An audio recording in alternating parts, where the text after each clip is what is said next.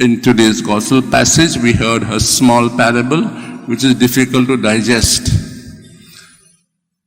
Because when you do a good to somebody, whether he or she or is a laborer, is a maid, or whoever he or she may be, we expect from the other person, thank you, right?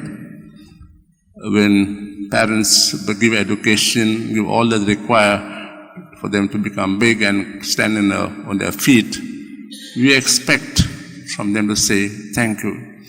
But Jesus says today in gospel passage, do not expect a word of gratitude. Just say we have done our duty. We have got a choir, we have got media people who contribute so much for our, we have also got a sacristan, help us so much.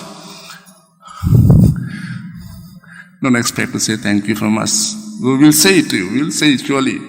But it is a normal thing that when we do something to others, we expect something in return. But Jesus tells us, just say, I have done my duty. God gave me these talents and those talents. I'm privileged to have them. I'm offering them back to God by doing my duty.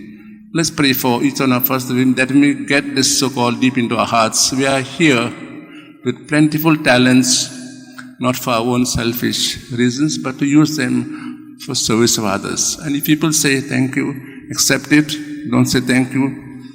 Thank God for it.